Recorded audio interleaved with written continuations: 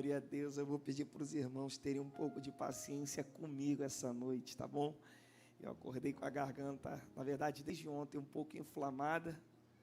Aí a gente fica assim, hoje eu não vou gritar. Mas tem um pentecostal aqui dentro que fica falando, grita, vai, grita. Glória a Deus. Provérbios 24, diz assim a versão que está em minha mão, versículo 30. Passei pelo campo do preguiçoso e junto à vinha do homem falto de entendimento. Passei pelo campo do preguiçoso e junto à vinha do homem falto de entendimento. E eis que toda estava cheia de cardos, e a superfície coberta de urtigas, e a sua parede de pedra estava derribada.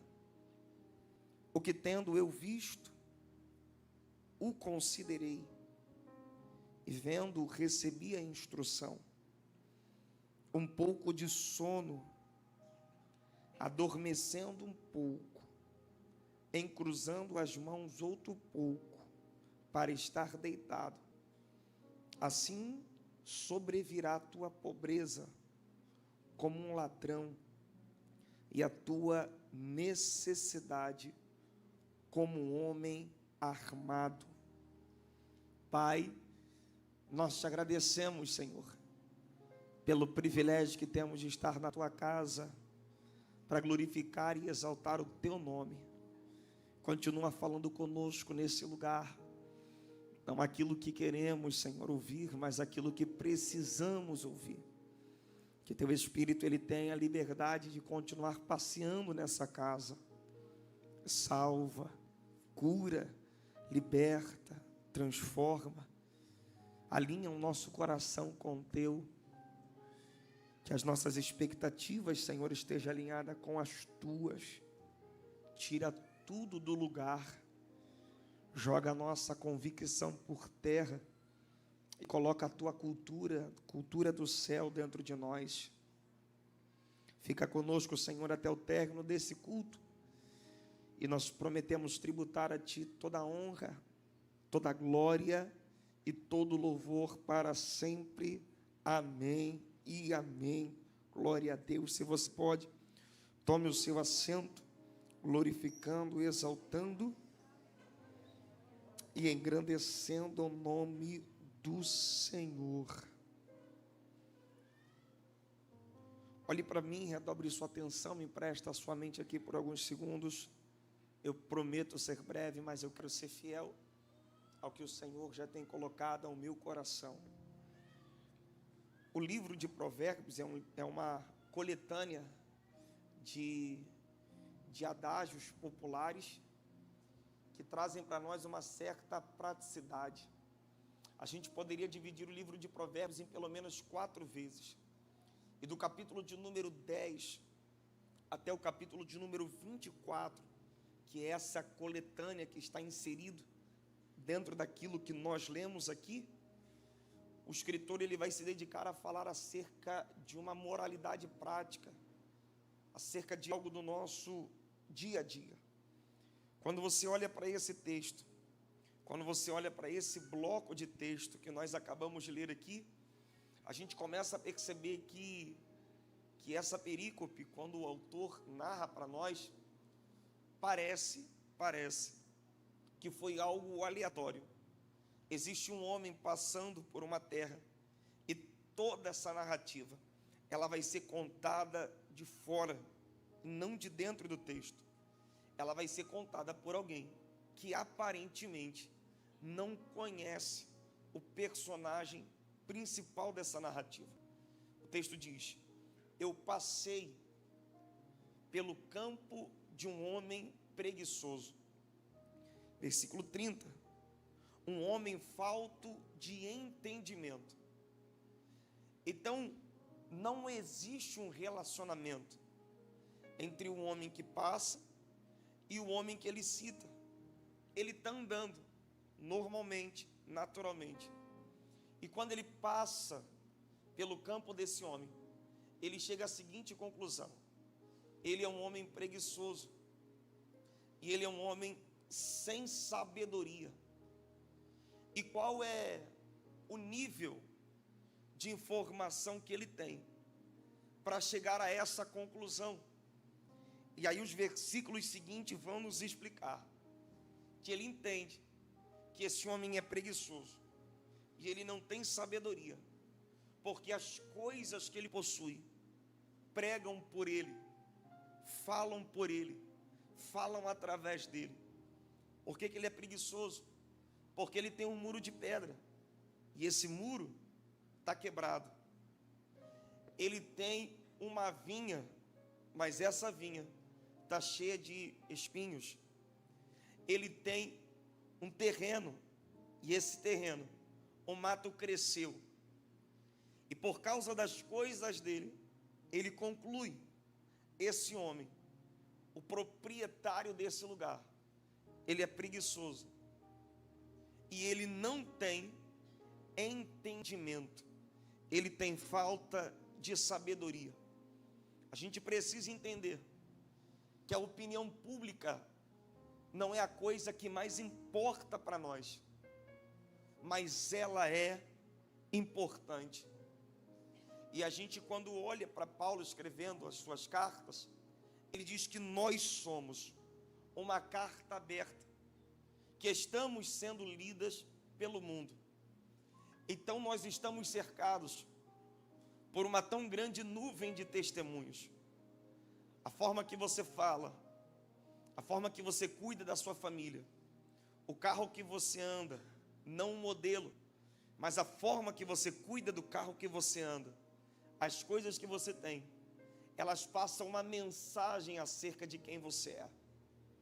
E a gente precisa entender que isso não é o mais importante, mas é importante, porque não cuidar daquilo que Deus nos deu é a oportunidade que nós temos de roubar a glória de Deus naquilo que possuímos. Quando a rainha de Sabá, ela vai até Salomão, ela fica impressionada. Ela disse: você é muito mais do que me falaram. E como é que ela chegou à conclusão? Somente pelas coisas que ela ouviu de Salomão? Não. Diz a Bíblia que ela observou tudo que estava ao redor de Salomão. Ela disse: eu comi na sua mesa, e pelas coisas que eu comi aqui, eu vi como os seus funcionários se vestiam, eu vi aonde os seus oficiais moravam, eu vi a oferta que você sacrificava no culto, eu vi a forma que o seu reino funcionava, e por tudo isso que eu vi, glórias a Deus. Ela glorificou a Deus não só por aquilo que ela ouviu de Salomão, mas ela glorificou a Deus pela forma que os oficiais de Salomão se vestiam, pela casa que os seus funcionários moravam, pela forma que ele ofertava, pela maneira que ele tratava. Uma vez que a gente não se preocupa com aquilo que colocamos na nossa mão, a gente está roubando de Deus a glória que pertence a Ele, porque as pessoas a todo momento estão nos observando, e às vezes nós estamos sendo rotulados pela forma que nós estamos cuidando daquilo que Deus colocou na nossa mão. Eu me lembro que eu tinha um carro que ele era ungido, pastor. Pense num carro ungido. Todo lugar que eu parava, ele deixava uma poça de óleo. Irmão, aquele carro me atribulava. E aí eu me lembro que eu falei assim: Senhor, eu não quero mais esse carro, me dá um outro carro. E aí Deus disse: eu vou te dar, a partir do momento que você começar a cuidar daquilo que eu já te dei. Porque tem gente querendo viver algo novo, mas está desprezando aquilo que já está na sua mão. Você pode não ter uma casa, como o pastor citou aqui na oferta, uma casa, uma mansão na Barra, ou talvez na região oceânica, mas a casa que Deus te deu não precisa estar uma bagunça. Você pode não ter o carro que você gostaria de ter, mas o carro que você tem pode andar limpo toda semana. Você pode ainda não ter o armário que você queria naquele quarto. Olha aí, ó. Já vi 3 mães olhando para os filhos aqui. Mas o armário que você tem, ele pode ser arrumado. Porque a nossa vida, ela passa uma mensagem. Segundo Reis, capítulo de número 4, diz a Bíblia, que Eliseu, ele recebeu uma oferta. Uma mulher percebeu a postura de Eliseu e ela disse, eu vou construir um quarto para ele. Eu vou colocar dentro desse quarto uma mesa. Eu vou colocar dentro desse quarto uma cadeira, uma cama, um candeeiro. Eliseu recebeu uma casa de oferta. Você já imaginou você chegar num culto e alguém falar para você, eu senti no coração de te dar um apartamento? Eliseu recebeu uma casa de oferta. E sabe o que baseou essa liberalidade? A mulher disse para o seu marido, eu tenho visto ele passando. Ele não entregou uma profecia para ela. Ele não entregou nenhuma palavra para ela. Ela disse, eu tenho visto esse homem passando. E ali vai um santo homem de Deus. Como é que ela chegou nessa conclusão? Pelo seu testemunho, pela sua postura, pela forma que ele andava, pela forma que ele passava. Ela olhou para ele e disse, eu sei quem ele é. A vida dele me tem uma mensagem, me passa uma mensagem.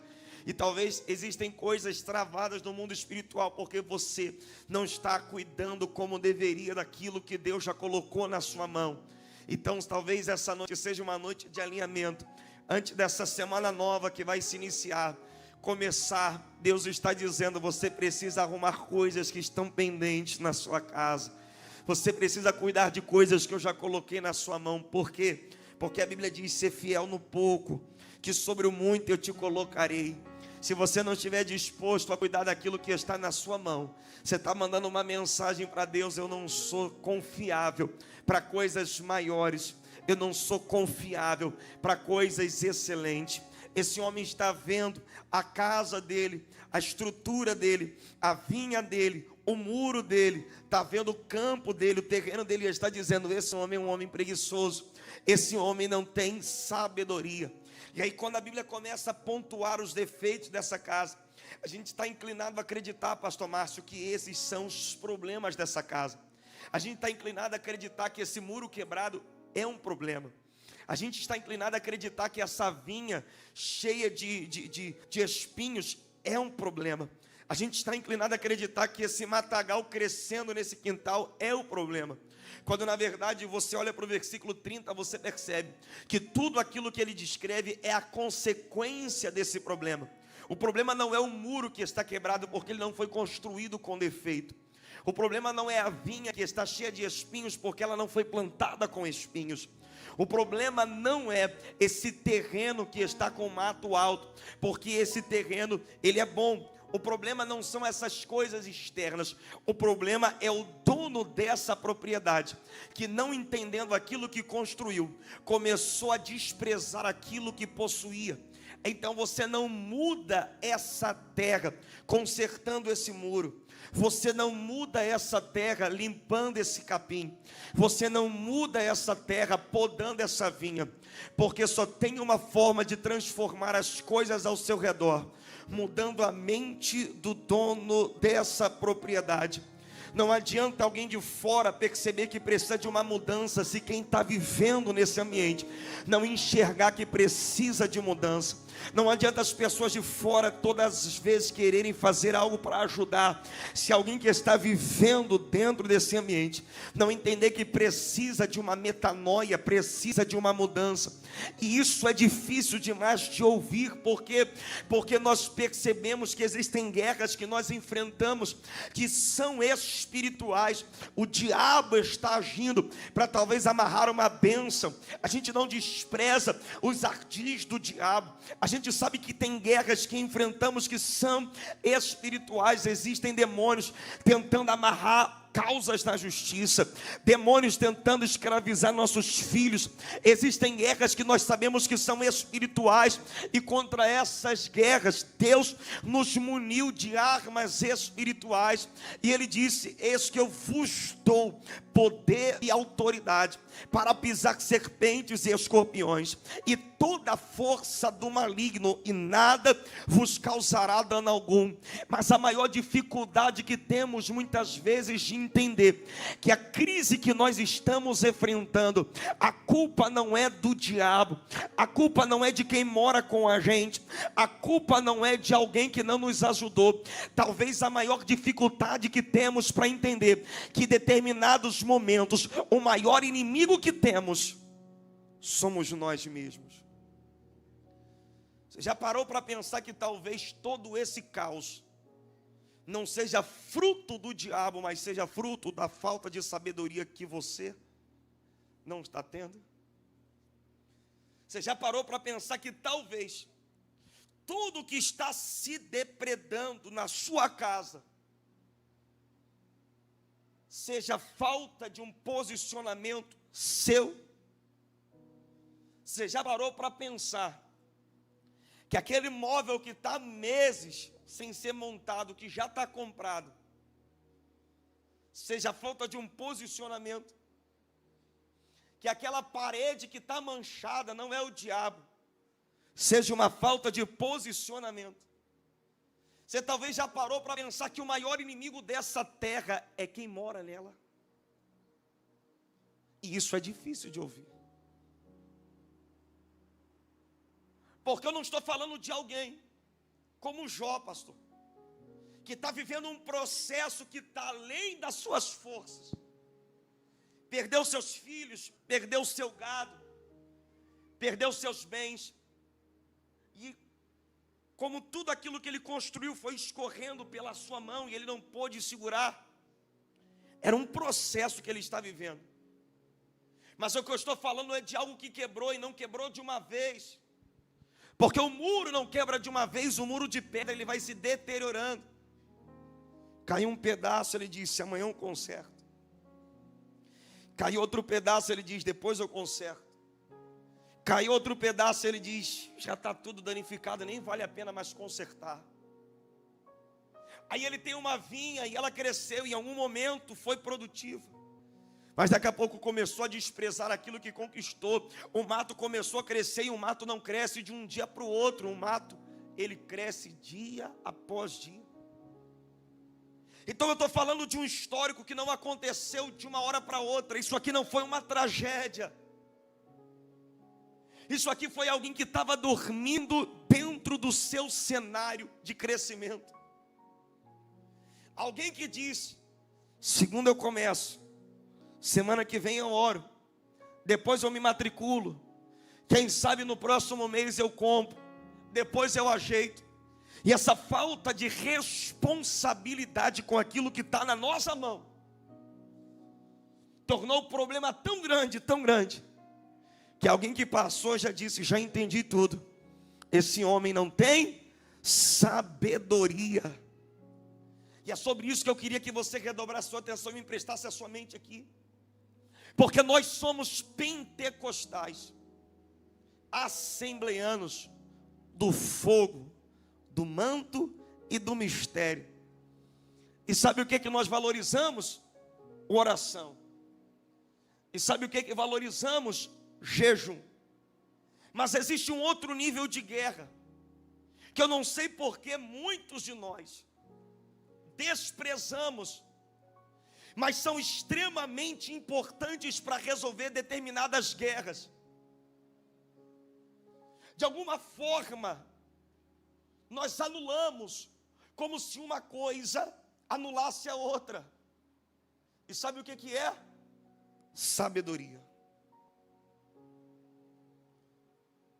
O livro de Provérbios, os primeiros 9 capítulos, Salomão vai se dedicar para falar de algo que mudou a sua vida. Quando ele estava em Gibeão, ele teve um sonho. E nesse sonho Deus disse, pede o que você quiser. Você já imaginou receber um cheque em branco de Deus assinado por Ele? Pede o que você quiser, que eu vou te entregar. Salomão disse, esse povo não é meu, esse povo é seu. E um dia eu precisarei prestar contas dele.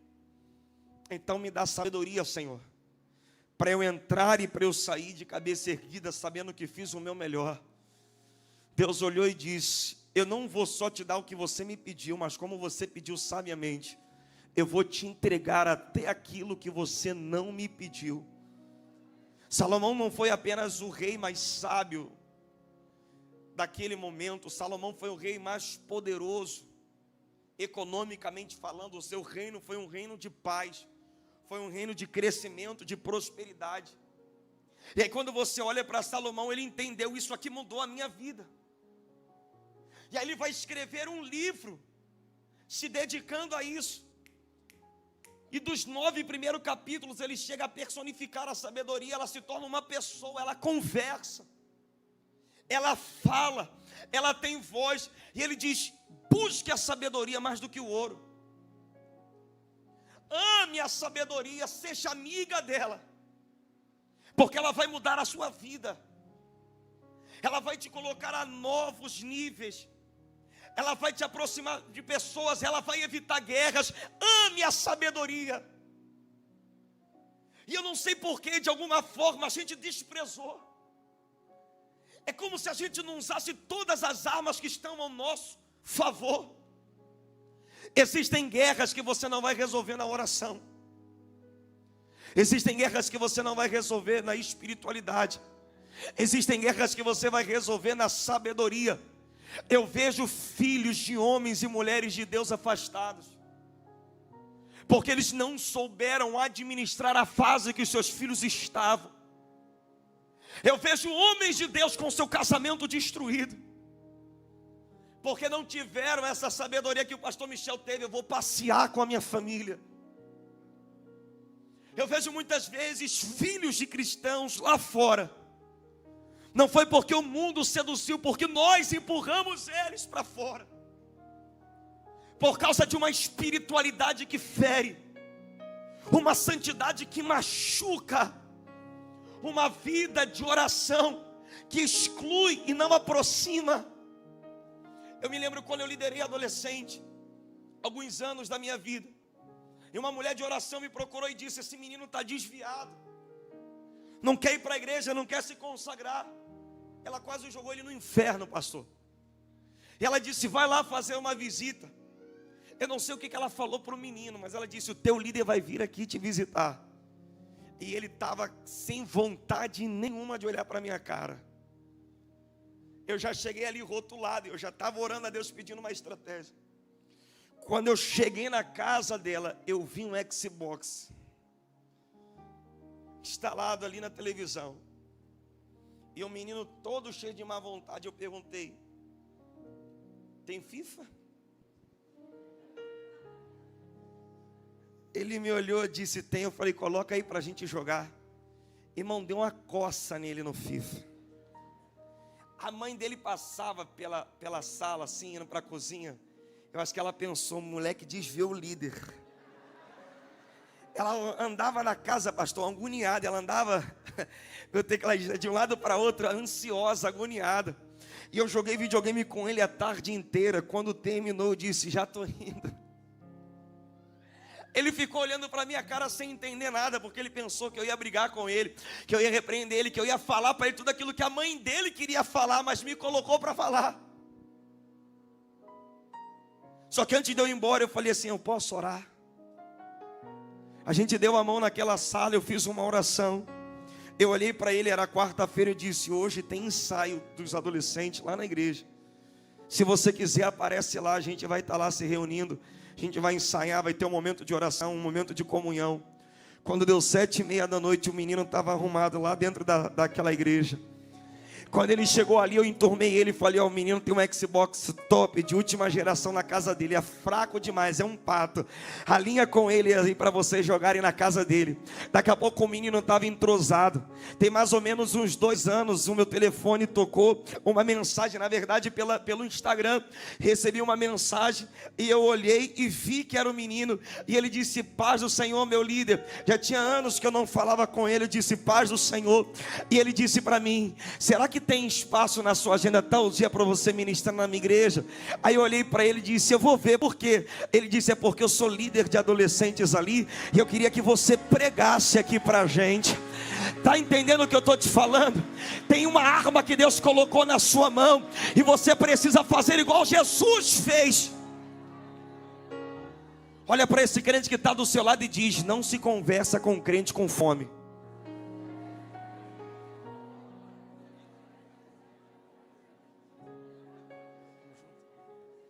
Vem, varão, vem. Vem por aqui mesmo. Se o pastor brigar com a gente, foi o pastor Márcio ali.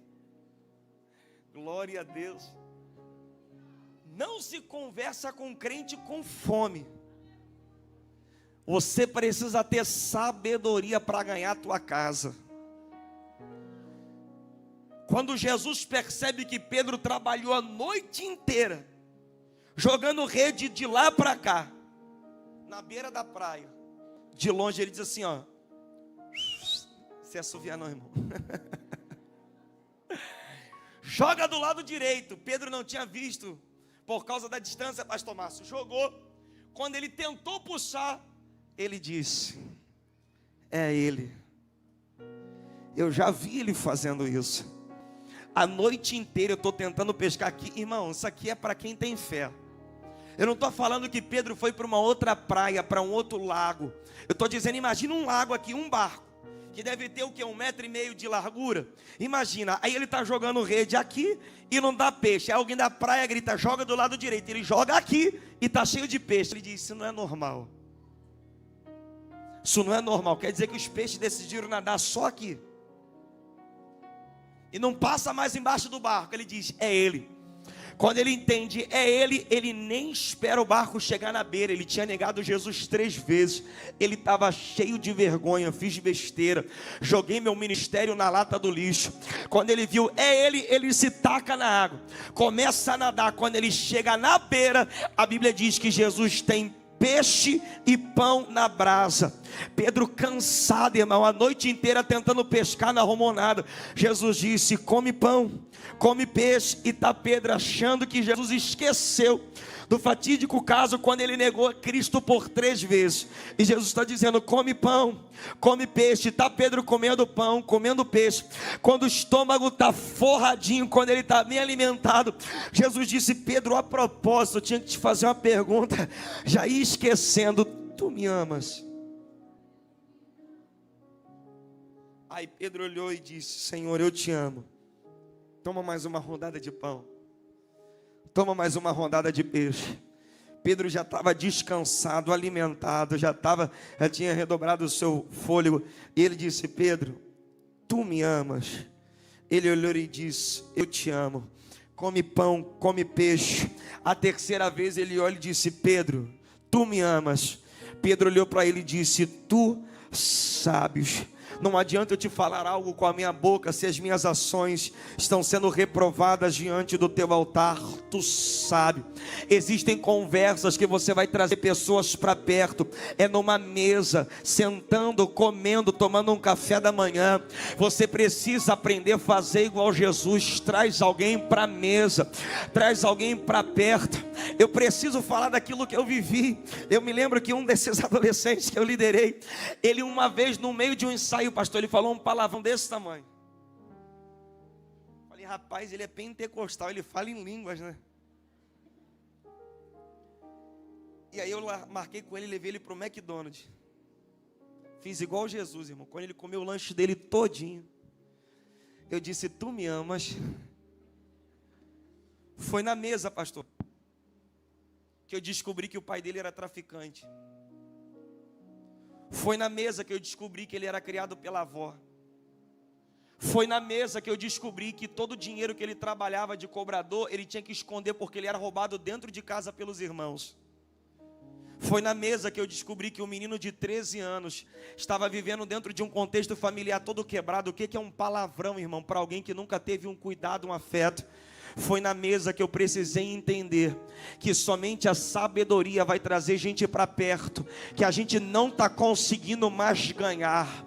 Você precisa fazer igual Jesus, e a gente precisa valorizar isso. Nós temos a oração para desfazer as obras do diabo, nós temos um jejum que vai te dar poder, mas misturado com tudo isso, saiba usar esse poder que Deus te deu, porque se você não souber administrar, você vai perder a sua casa em oração, você vai perder a sua família em oração. E a gente vê como a sabedoria ela é importante com a espiritualidade, porque tem gente confundindo falta de educação com santidade. Eu olho para a Bíblia e eu vejo 2 profetas. Quantos profetas? Irmão, com um fardo. Pergunte para mim qual? Entregar o pecado de um rei. Você já imaginou, irmão? Deus confiar para você o pecado de uma autoridade. Irmão, as 2 mensagens eram de Deus. Um profeta, Natã, tinha que entregar a mensagem para quem? Para Davi. E o outro profeta teria que entregar a mensagem para Asa. 2 profetas. Deus entregou a mensagem. Os reis erraram e é você que vai entregar. Qual é a diferença? A diferença é que Anani, quando recebe a profecia, profeta, que o rei Asa errou, a Bíblia diz que diante de uma corte inteira, ele olha para o rei e ele diz: tu agistes loucamente. Quando ele entrega essa palavra, era de Deus. Deus havia revelado para ele, mas ele descredibilizou uma autoridade espiritual diante de toda a sua corte. O rei olhou para a cara dele e disse: a palavra é de Deus, mas a forma que você entrega acaba de te condenar. Saiu dali algemado para a prisão, para o cárcere, porque não soube entregar aquilo que Deus deu. Aí Deus olha para Natã e diz: o rei pecou, tomou a mulher que não era dele, era de Urias. Fala para ele que a espada nunca mais se apartará da casa dele. Pelo amor de Deus, irmão, como é que entrega isso? A palavra veio de Deus, mas a forma de entregar veio do profeta. Eu imagino Natã chegando na casa do rei, chutando pedra, meio que desconversando. E aí, rei, viu o jogo ontem? Quem ganhou? Teu time perdeu? Ele pensando: péssima hora para eu vir aqui. Olhando para o rei, disse: a propósito, eu queria te contar uma história. Tinha um homem. Irmão, Deus não falou para ele falar assim. Deus só falou o que estava acontecendo. Isso aí, sabedoria. Tinha um homem que tinha um rebanho muito grande e recebeu na sua casa um viajante, querendo proporcionar um banquete para ele, querendo servir uma comida para ele, com pena de sacrificar um dos seus animais. Olhou para o do vizinho, que só tinha um, sacrificou o dele e serviu, deu de comer para o viajante. Quando Davi ouviu aquilo, ele se levantou e disse: quem é esse homem? Ele é digno de morte. Aí eu imagino Natã olhando, dizendo: agora você chegou onde a gente queria, porque não foi eu quem disse, foi você. Esse homem é você. Eu imagino Davi sentando na cadeira de novo, e vem o espírito profético dizendo para ele: quem era você na casa de Jessé? Quem era você? Estava atrás das ovelhas malhadas do seu pai. Não era nem as ovelhas de raça, as ovelhas branquinhas, as mais caras. Tu era pastor da pior classe de ovelhas, ovelhas malhadas, as que ninguém queria, as mais baratas. Deus te tirou de dentro daquele pasto, te colocou entre os príncipes da terra, te arrancou do monturo, te fez um homem respeitado. Tu poderias ter a mulher que tu queria, tu poderia ter a comida que você queria, tu poderia viver da forma que você queria, mas tu tocou numa mulher que não era tua. Deus não está omisso, Davi. Matou Urias querendo esconder teu pecado. Está tentando casar com a mulher para esconder a gravidez. Mas tem um que tem os olhos como chama de fogo, que já contemplou tudo, e ele está dizendo: por causa disso, a espada nunca mais se apartará da sua casa. Quando Natan entrega a palavra, ele entrou pela porta da frente e ele saiu pela porta da frente, porque o segredo aqui não é espiritualidade, o segredo aqui é sabedoria. Você pode conversar o que for com quem for, você pode falar de qualquer assunto, desde que você entenda que o que Deus te deu não é para matar os outros, não é para matar o teu filho, mas desde que você faça igual Jesus, fale com amor. Está vendo que está perdendo teus filhos? Deus cria uma estratégia e me deixa me aproximar deles. Deus me dá uma sabedoria e me deixa me aproximar deles. Sabe onde você vai ganhar essa menina? É no shopping, pegando para ela, tendo tempo com ela. Sabe onde você vai ganhar esse menino? É no futebol com ele, é jogando videogame com ele. Deus está te dando ferramentas para que essa noite o que estava quebrado na tua casa, através da tua mão, Deus vai colocar de pé de novo. Vou incomodar o pessoal da mídia. Coloca o versículo 34 para mim, do capítulo 24. Consegue colocar aqui? Já está aqui. Nossa, vocês são top demais. Versículo 20, 30, 33, só para eu fechar o contexto. Me ajuda aí. Isso. Um pouco de sono a dormir, um pouco a cochilar, outro pouco deitado de mãos cruzadas para dormir. Verso 34. Assim te sobrevirá a... Não fala com vontade. Te sobrevirá a tua pobreza, como um vagabundo, como um homem armado, e a tua necessidade. Olhe para cá, deixa o texto na tela, redobre sua atenção. A Bíblia diz que passava um homem pelo campo de um homem preguiçoso, um homem falto de entendimento, um viajante, alguém andando. Ele passou, pastor Márcio, e ele percebeu que o muro estava quebrado.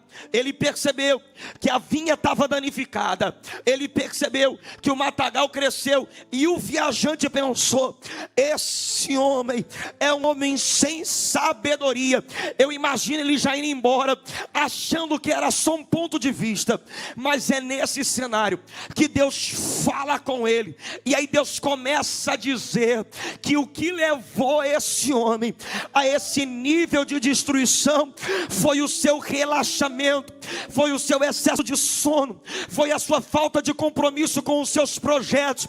Aí Deus vai entregar uma palavra, e a palavra que Deus entrega é essa: assim te sobrevirá a pobreza dele, não a tua. Assim te sobrevirá a necessidade dele, não a sua.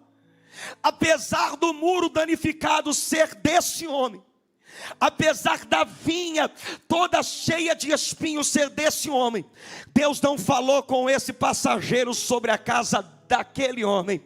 Deus falou com esse passageiro sobre a casa dele. O que Deus está dizendo: eu não te mostrei isso que eu quero que você faça uma reforma na casa dele. Eu estou te mostrando isso que eu quero que você faça uma reforma na tua casa. Eu não quero que você conserte a casa do teu vizinho. Eu quero que você conserte a tua casa. Porque eu não estou te mostrando a tragédia dele para você ficar comentando como anda a vida dele. Eu estou te mostrando a tragédia dele para você entender que você não é melhor que ele em nada. Só não deu tempo da tua casa ainda não ser destruída também. Sabe o que Deus está dizendo? Vocês estão no mesmo caminho, só que ele já chegou na frente. E por que Deus não falou com o homem que a casa estava destruída? Porque Deus não fala com quem não quer ouvir.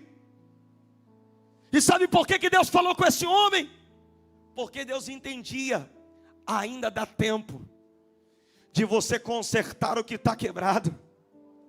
Ainda dá tempo de você não perder igual ele perdeu. Tem gente aqui que o caldo já entornou, para consertar vai ser trabalhoso demais. Mas tem gente aqui que está passando por luta dentro de casa, pastor. Não está nem dormindo no mesmo quarto que a esposa. Cada um dorme num quarto, mas Deus está dizendo: sabe por que eu te trouxe aqui? Ainda dá tempo de consertar esse casamento. Tem gente aqui que os filhos não vêm nem mais para a igreja, mas ainda não é caso perdido para ele. Sabe o que ele está dizendo? Ainda dá tempo. Eu vim dizer para alguém, irmãos, debaixo dessa palavra, que nem tudo se perdeu. Se você está nesse culto, se Deus te trouxe a esse lugar, talvez você pensa que os teus sonhos acabaram, que tua família acabou.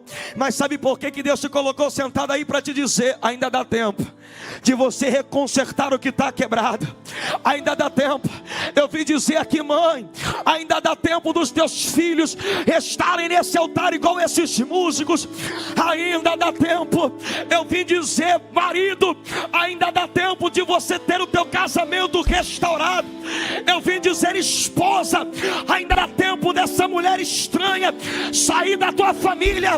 Eu vim dizer para alguém que talvez esteja na crise: Deus quer te consertar. Dá tempo. Tu já tem unção, tu já tem poder. Então faz igual o escritor de Tiago diz: que quem quer sabedoria, peça a Deus, porque Ele dá. Ele dá. Grita: Deus, não me deixa perder minha casa. Deus, não deixa perder meu trabalho. Deus, me dá uma saída, me dá um caminho, me mostra o que eu ainda não vi. Tem alguém que quer orar comigo? Fica de pé em nome de Jesus.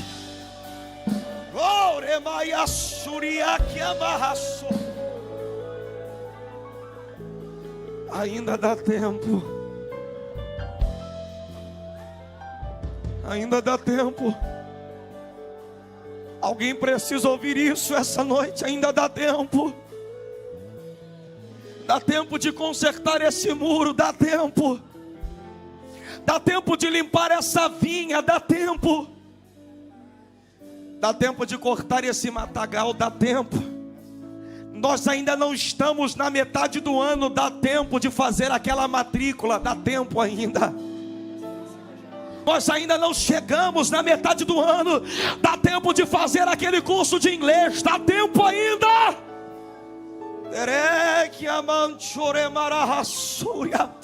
Dá tempo de você, antes de terminar esse culto, chegar ali fora, um pouco mais destacado, mandar uma mensagem para alguém e falar: precisamos conversar.